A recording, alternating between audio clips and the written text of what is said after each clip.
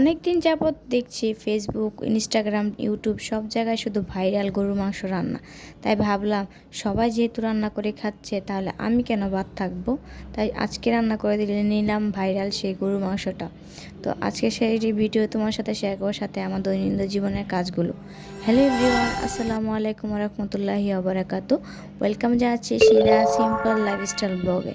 আশা করছি তোমরা যে যেখান থেকে আমার এই ব্লগটা দেখছো, আল্লাহ তাআলার অশেষ রহমতে তোমরা সবাই অনেক অনেক বেশি ভালো আছো।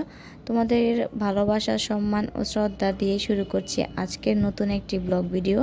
আশা করছি তোমাদের কাছে আমার এই ব্লগটা অনেক অনেক বেশি ভালো লাগবে। তো সেই আশা নিয়ে শুরু করে দিলাম আজকের ব্লগটা। সকালবেলা ঘুম থেকে উঠে আগে আমি আমার বাগানে এসে দেখলাম যে আমার পুঁই গাছটা অনেকটাই বড় হয়ে গেছে। তো এগুলোর মধ্যে যে আগাগুলো থাকে সেগুলোকে আমি রশির মধ্যে পেঁচিয়ে দিচ্ছি, যাতে তাড়াতাড়ি করে সেগুলো আরও বেড়ে উঠতে পারে আর আমার খাবারের উপযুক্ত হয়ে যেতে পারে। এখানে কাজ করে এখন আমি চলে আসলাম আমার ভাইরাল মাংসটা রান্না করার জন্য। কারণ অনেকদিন ধরে স্ক্রল করছি ইউটিউব, ফেসবুকে, বিভিন্ন প্ল্যাটফর্মে গরু মাংসটা কিন্তু অনেক চলছে, সাদা গরু মাংস। তাই আমি কেন পিছিয়ে থাকবো, ভাবলাম সেই মাংসটা আমি একবার ট্রাই করে দেখি খেতে কেমন। কারণ দেখতে এতটাই স্মুথ আর এতটাই সুন্দর যে না রান্না করে পারলামই না। বন্ধুরা, যারা তোমরা আমার ভিডিওটা অলরেডি দেখছো, তোমাদের কাছে রিকোয়েস্ট করব আমার ভিডিওতে একটি লাইক দিয়ে বাকি ভিডিওটা কন্টিনিউ করবে। আর তোমাদের কাছে যদি কোনো ভিডিওর পার্ট ভালো লেগে থাকে তাহলে তোমরা চাইলে আমার চ্যানেলটাকে সাবস্ক্রাইব করে আমার পাশেই থেকে যেতে পারো।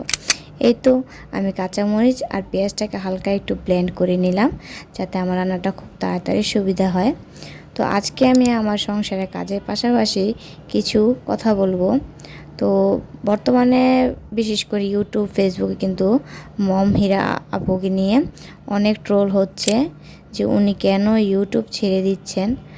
ভাই, একটা ছেলে হোক বা একটা মেয়ে হোক, সবাই চায় অনলাইন জগতে তার একটা আইডেন্টি হোক, যে সে যাতে তার নিজের একটা পরিচয় তৈরি করতে পারে।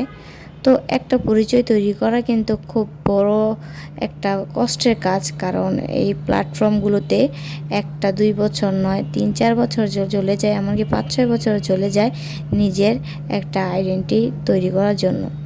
তো আমাদের কাছে অনেকে মনে হয় যে উনি কেন ফেসবুক ছেড়ে দিবেন বা ইউটিউব ছেড়ে দিবেন।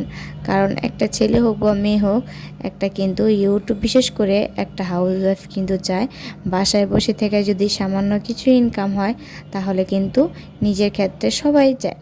তো তেমন কিন্তু প্রতিটা মেয়েই চায়, যার কারণে ওনার উৎসাহের কারণে ওনার ভিডিওগুলো দেখে অনেকেই কিন্তু ইউটিউব প্ল্যাটফর্মে এসেছে যে বাসার কাজ দিয়ে যদি মেক করে যদি কিছু টাকা ইনকাম হয় তাহলে কিন্তু এটা খারাপ হয় না। কিন্তু ভাই রে ভাই, বর্তমান থেকে ওনাকে নিয়ে অনেক ট্রল চলছে। কেন ভাই? তোমার নিজের দিকে দেখো না, অন্যজনের দিকে দেখছো কেন? হ্যাঁ, এটা ঠিক আছে, হয়তোবা ওনার কোনো সমস্যার কারণে উনি হয়তোবা কিছুদিন যাবৎ এটা থেকে একটু রেস্ট নিতে যাচ্ছেন। কিন্তু হ্যাঁ, কোনো মেয়েই চাবে না যে তার ইনকামের রাস্তা পুরোপুরিভাবে বদ্ধ হয়ে যাক।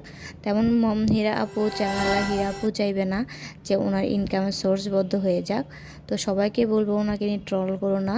ট্রল না করে ওনাদের যে, হয়তো ওনার থেকে আমরা অনেক কিছু শিখবো, বা এখন কিন্তু অনেকের ভিডিও দেখে আমরা শিখছি। তো তোমাদের কাছে বলবো যে ওনাকে ট্রল না করে ওনার সাথে থেকো, ওনার ভিডিওগুলো দেখো। ঠিক আছে, কিছুদিন যাবৎ হ্যাঁ উনি রেস্ট নিবে, পরবর্তীতে ওনার ভিডিওগুলো আমরা ইনশাল্লাহ আবার পাবো। তো তোমাদের কাছে আমার ভিডিওটা কেমন লেগেছে, আমার রান্নাগুলো, তোমরা অবশ্যই কমেন্ট বক্সে জানিয়ে যাবে।